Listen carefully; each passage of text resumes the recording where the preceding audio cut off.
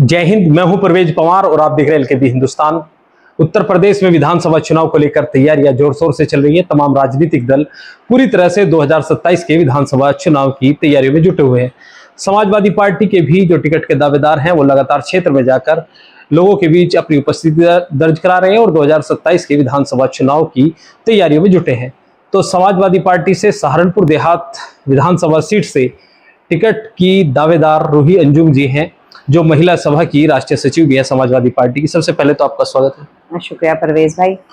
मेरे ख्याल से आपको शायद पता नहीं, महिला सभा मेरी 1 साल पहले छूट गई है। अच्छा। मैं मेन बॉडी में प्रदेश सचिव हूं। प्रदेश सचिव, हाँ, समाजवादी पार्टी की मेन। उसके लिए माफी चाहिए जी। आप समाजवादी पार्टी में सक्रिय हैं जी। सबसे पहले तो अभी महिलाओं की हिस्सेदारी को लेकर बड़ी चर्चाएं हैं। तमाम राजनीतिक दल महिलाओं को हिस्सेदारी की बात करें, लेकिन सहारनपुर जनपद की 7 विधानसभा सीटों में केवल आप एक महिला सपा से जो टिकट की दावेदारी कर रही हैं। जी। आपने सहारनपुर देहात विधानसभा सीट पर तैयारियां शुरू की हैं, तो किस तरह का रिस्पांस मिल रहा है? देखिए, सबसे पहले तो ये ठीक है, सब चाहते हैं मैं सहारनपुर देहात लड़ूं, इसलिए क्योंकि मैं सहारनपुर देहात में ज्यादा जाती हूँ, क्योंकि सहारनपुर देहात की बेटी हूँ। लेकिन मैं इस टाइम 7 विधानसभा में जा रही हूँ। राष्ट्रीय अध्यक्ष जी ने कहा है कि आप सारी जगह जाइए और पार्टी को मजबूत करिए।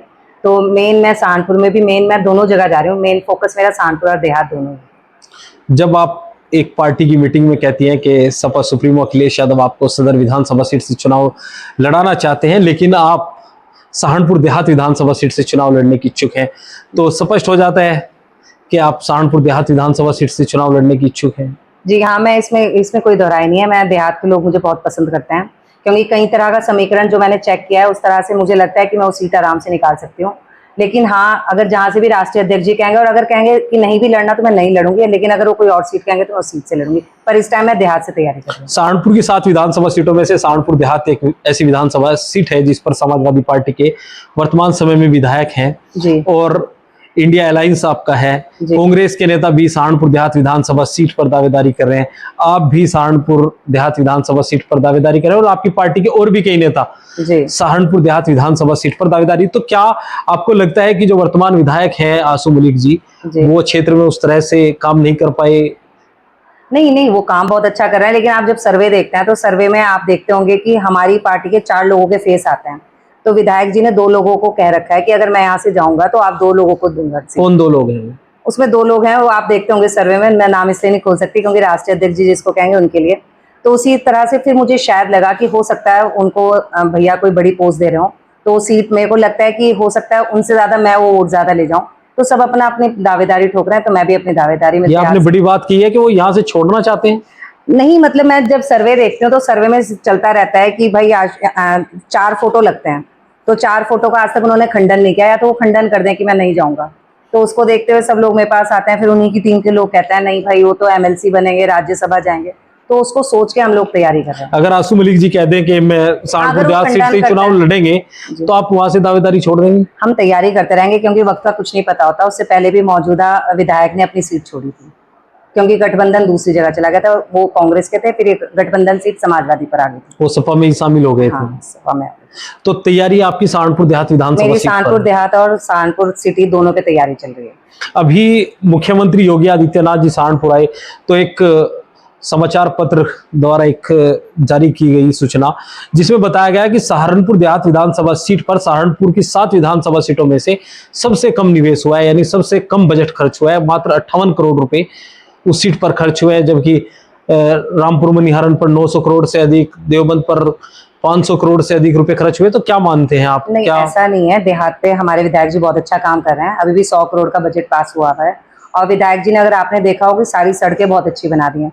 हर जगह पे अगर आप देखें तो आशु मलिक जी का पत्थर लगा हुआ है, इसमें कोई शिकायत नहीं। आशु भाई काम बहुत अच्छा कर रहे हैं। हम लोग इसलिए तैयारी कर रहे हैं क्योंकि हमें लग रहा है कि पश्चिम उत्तर का नेतृत्व उनके हाथ में दिया जाएगा, और ये हमें पूरी उम्मीद है। तो वो सीट खाली ना हो, अगर खाली होती है तो उसकी वजह से हम तैयारी कर रहे हैं। अगर आशु मलिक जी छोड़े तो आपकी दावेदारी है? अगर आशु मलिक जी चुनाव लड़े तो? अगर आशु भाई विधायक रहते हैं, हमने पहले भी चुनाव लड़वाया था, अब भी हम उनके साथ हैं, वो हमारे बड़े भाई हैं। लेकिन जिस तरह से अफवाहें उड़ती रहती हैं, इसलिए मैं देहात पे सबसे ज्यादा। लेकिन सोशल मीडिया पर तो कुछ और ही चलता है। आपको भी आक्रामक रुख अख्तियार करना पड़ता है। उनके समर्थक जब सोशल मीडिया पर तरह तरह की पोस्ट करते हैं, एक्चुअली कई बार क्या होता है, आप भी लिखते हैं कि विधायक जी को अपने समर्थकों को समझाना चाहिए। जी हाँ, अभी पिछले हफ्ते कुछ ऐसा हुआ था। कई लोग होते हैं कि कई लोग अटैच्ड होते हैं किसी से, तो विधायक जी को उनको समझाना चाहिए। परसों भी मेरे पास स्क्रीनशॉट आया, परसों भी वो लड़के उनके साथ थे, तो लोगों का एतराज आया। तो मैं मानती हूँ कि विधायक जी को एक बार खंडन कर देना चाहिए कि उनके ना कहने पे या उनके कहने पे, जैसे लोग कहते हैं कि उनके कहने पे लिखा जा रहा है, वो खंडन कर दे, नहीं कह रहे हैं। क्या इस तरह की भी कुछ संभावनाएं हैं? जिस तरह से महिलाओं को 33% सीटों पर लड़ाने की चर्चाएं हैं, आरक्षण की बात भी चल रही है, और सहारनपुर जनपद की 7 विधानसभा सीटों में आप अकेली दावेदार हैं। अगर 33% देखें तो लगभग 2 विधानसभा सीटों पर महिला सपा को लड़ानी पड़ेगी। मैं इसलिए परवेज भाई आपसे ये क्वेश्चन मैं आपसे इसलिए पूछती हूँ क्योंकि आप फील्ड में रहते हैं सहारनपुर में। आप खुद बताइए कि सहारनपुर में आपको कोई समाजवादी पार्टी में महिला एक्टिव दिखती है? मैं वही पूछ रहा हूँ कि आपको ये लगता है कि ये संभावना आपको है? मैं इसलिए आपको कह रही हूँ क्योंकि मेरे को सारे पत्रकार आके खुद कहते हैं दीदी आप बहुत एक्टिव हो, आप, वो मुझे बहुत बड़े बड़े एग्जाम्पल देते हैं। वो शगुफ्ता खान के एग्जाम्पल देते हैं, कहते हैं शगुफ्ता खान जी का इंतकाल हो गया, हमें आप में लगता है कि आप वो पोस्ट ले सकती हैं।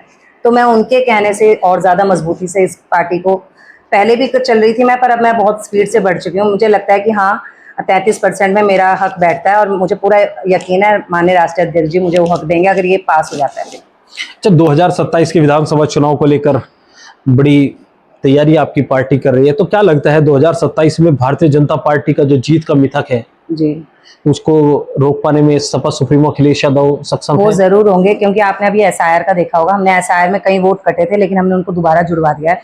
आप, मैं देहात की बात कर लेती हूँ, देहात में 424 बूथ हैं। मेरी बूथ वाइज तैयारी चल रही है, मेरी गांव वाइज तैयारी चल रही है। मैं कई गांव में जा चुकी हूँ और मुझे पूरा यकीन है जैसे जैसे मैं जा रही हूँ ऐसे और प्रत्याशी जा रहे हैं और वो बूथ वाइज काम कर रहे हैं, हम आराम से सीट्स निकाल लेंगे। सहारनपुर देहात तो आप पूर्व में भी जीत चुके हैं, लेकिन नकुल, गंगो, सहारनपुर सदर, जी, रामपुर मनिहारन, देवबंद, ये बड़ी चुनौती सपा के लिए है। इस बार हमारे बहुत मजबूत प्रत्याशी वहां से उतरने जा रहे हैं और वो प्रत्याशी अभी से मतलब पिछले 4-5 महीने से फील्ड में उतरे हुए हैं और आप देख रहे होंगे कि लोग उनसे जुड़ रहे हैं और उम्मीद है कि राष्ट्रीय अध्यक्ष जी उन्हीं को टिकट देंगे। 2027 में किस तरह के नतीजे आप मान रहे हैं सहारनपुर जनपद में? क्या 2 से अधिक सीटें बढ़ सकती हैं? हम 7 सीट निकालने जा रहे हैं। लेकिन कांग्रेस से भी चुनौती मिली है, कांग्रेस भी दावा कर रही है कि 7 की 7 विधानसभा सीटों पर कांग्रेस के उम्मीदवार लड़ेंगे। देखिए, वो अभी आपको मैंने लास्ट इंटरव्यू में भी कहा था कि ये जो बड़े नेता अपने आप को राष्ट्रीय अध्यक्ष ना माने, राष्ट्रीय अध्यक्ष अभी भी अखिलेश यादव जी और राहुल गांधी हैं। वो जिसको भी टिकट देंगे, मल्लिकार्जुन खड़गे जी कांग्रेस से। हाँ, तो हम उन्हीं को इलेक्शन लड़वाएंगे, चाहे वो कोई भी XYZ। अगर कांग्रेस का प्रत्याशी होगा तो कांग्रेस लड़ेगी, अगर समाजवादी होगा तो समाजवादी लड़ेगी। लेकिन गठबंधन में कुछ दरार तो नहीं आएंगी? नहीं, कोई दरार नहीं आएगी, क्योंकि अखिलेश यादव जी ने परसों भी कहा है कि हम अपने दोस्त को कभी छोड़ते नहीं है। आपने देखा होगा कैलकाटा में भी वो हारी है ममता जी, तब भी वो उनको शाल उड़ा के हैं। तो अखिलेश यादव तो अपनी तरफ से दोस्ती नहीं तोड़ते और राहुल जी का भी ऐसे ही है। महिलाओं को लेकर समाजवादी पार्टी की क्या आपको लगता है कि महिलाओं के हित में यह कदम उठाए जाने चाहिए अगर सपा सरकार बनती है? देखिए, आपने देखा होगा अभी प्रदेश अध्यक्ष हमारी चेंज हुई हैं, राष्ट्रीय अध्यक्ष चेंज हुई हैं। फूलन देवी आप जानते हैं, सभी जानते हैं, उनकी बहन को हमारा राष्ट्रीय अध्यक्ष महिला सभा बनाया गया है। राजभर एक बहुत हमसे बहुत छोटी हैं पर वो बहुत टक्कर देती हैं, वो बिल्कुल जेंट्स की तरह टक्कर देती हैं, क्योंकि राजभर जब भी हमारे राष्ट्रीय अध्यक्ष को अटैक करते हैं वो उनका दो तरह से अटैक करते हैं, वो दोबारा बोल नहीं पाते। तो हमारे पास मजबूत महिलाएं हैं और मुझे पूरी उम्मीद है इस बार महिला अगर टिकट अगर महिलाओं को मिलते हैं, सारे टिकट हम महिलाएं निकाल लेंगे। लेकिन भारतीय जनता पार्टी कहती है कि जब सपा सरकार आती है तो महिलाओं पर अत्याचार होते हैं, महिलाओं पर जुर्म होते हैं। इस तरह के आरोप आपकी पार्टी पर लगातार लगते रहे हैं। देखिए, आपने अभी देखा है जब से वो सरकार में, मेरे ख्याल से 10 साल प्लस हो गए हैं, आपने सबसे ज्यादा देखा उन्नाव में क्या हुआ, उसके अलावा आपने हाथरस का देखा है, उसके अलावा आप, मेरे पास कई केस है, अभी देहरादून का भी केस है। वो वहाँ पे कहीं नहीं बोलते और जहाँ पर उनको लगता है कि बोलना चाहिए वहाँ तो बोलेंगे नहीं। अब बहुत मुद्दे हैं, उस मुद्दे के लिए मैं बोलना नहीं चाहूंगी, पर हमारे यहाँ समाजवादी पार्टी में सबसे बड़ी महिलाओं की टीम है और हम सब महिलाएं सेफ हैं। हम कभी भी निकल जाते हैं, मैं रात के 12 बजे भी फील्ड में निकलती हूँ, मैं सेफ हूँ। अब भाजपा की सरकार है? नहीं, मेरे साथ समाजवादी पार्टी के लोग चलते हैं, इसलिए आप सुरक्षित हैं? इसलिए मैं सुरक्षित हूँ। अगर अकेले चलेंगे तो हम सुरक्षित नहीं हैं। ये बड़ा सवाल आप खड़ा कर रहे हैं सरकार पर। सरकार तो दावा करती है कि किसी भी, और है भी, वास्तविकता भी है, महिला किसी भी टाइम। अभी आप ननौता में देख लीजिए कौन वहाँ पे विधायक है। ननौता में कल 6 महीने प्रेग्नेंट लड़की को मारा गया, क्योंकि कोई डर ही नहीं, पारिवारिक रंजिश। हाँ, डर नहीं है ना। आप डर पैदा करिए कि अगर कोई काम करेंगे तो आप निकलेंगे नहीं, जमानत हो जाती है। फिर आपकी पार्टी कहती है कि हाफ एनकाउंटर करते हैं, फर्जी मुठभेड़ करते हैं, अगर पुलिस कार्रवाई करती है तो करें, ऐसों में करना चाहिए। मेरा मानना है ऐसे में करना चाहिए, शूट एंड साइड का ऑर्डर होना चाहिए। अच्छा, मेरा अंतिम सवाल आपसे है, 2022 का विधानसभा चुनाव जब हुआ तो आपकी पार्टी से ऐसे ही एक एक सीट पर कई दावेदार थे। जी, लेकिन अधिकतर चाहते हैं अगर उन्हें टिकट हो तो सपा जीत जाए, अगर उन्हें टिकट ना हो, कोई किसी और को टिकट हो तो भाजपा जीत जाए। नहीं, इस बार ऐसा नहीं होगा। इस बार भैया का आपने लोकसभा का 24 का इलेक्शन देखा होगा, आपने देखा होगा हमारे पास 3 ही एमपी थे, हमारे पास अब गठबंधन में 43 एमपी हैं। अब हम लोग समझ चुके हैं गठबंधन एक है और हमें मिलकर सरकार बनानी है। तोड़ वोड़ करके कोई सरकार नहीं बनेगी, तो हम सब एक हैं और इंशाल्लाह सरकार बनने जा रही है। अच्छा, पीडीए की रणनीति को जब आपने 2024 का जिक्र किया है, तो जो पीडीए की रणनीति आपकी पार्टी बताती है पिछड़ा, दलित, अल्पसंख्यक और उसके अलग अलग मायने अब समाजवादी पार्टी निकाल रही है, तो क्या 2024 की तरह जी वह समीकरण 2027 में भी आ पाएगा, जबकि चंद्रशेखर आजाद भी तमाम सीटों पर चुनावी तैयारियों में जुटे हैं, बसपा सुप्रीमो मायावती भी लगातार सक्रिय है? देखिए, आप क्या कहते हैं, समाजवादी पार्टी से कभी भी कोई अब वोट नहीं खिसकेगा। मुसलमान वोट अभी भी हमारे साथ है। अभी आपने शंकराचार्य जी का देखा होगा इलाहाबाद में, शंकराचार्य जी से काफी हिंदू आहत हैं, जो किया उनके साथ। यूजीसी से बहुत आहत है और सब हमारे साथ हैं। कांग्रेस और समाजवादी में सारा वोट है। जो लोग यूजीसी से आहत हैं जी, उनके तो खिलाफ आपकी पार्टी कहती है कि हम पिछड़े दलित के हैं। नहीं, आपने परसों देखा होगा राणा साहब का एक प्रोग्राम हुआ है, सबसे ज्यादा आप कार्यालय का फोटो देखिए, आप सोच भी नहीं सकते इतने मजबूत मजबूत राणा लोग वहां पर थे, राजपूत लोग थे, और वो सरकार बनाने में हम सबकी मदद करने जा रहे हैं।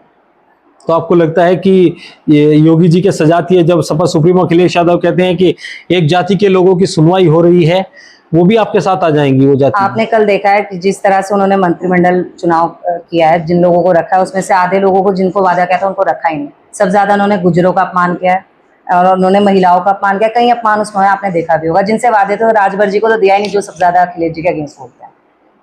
तो 2027 को लेकर मेरा अंतिम सवाल आपसे है, सहारनपुर देहात से तैयारी पूरी रहेगी? मैं सहारनपुर देहात और सहारनपुर से सिटी से दोनों तरफ से तैयारी कर रही हूँ, दोनों सीट से कर रही हूँ। मेरी दोनों सीट बहुत मजबूत है और दोनों सीट ही चाहते हैं कि मैं विधायक बनूं, और अगर भैया कहेंगे तो मैं इनमें से किसी भी एक सीट पर चुनाव लड़ूंगी।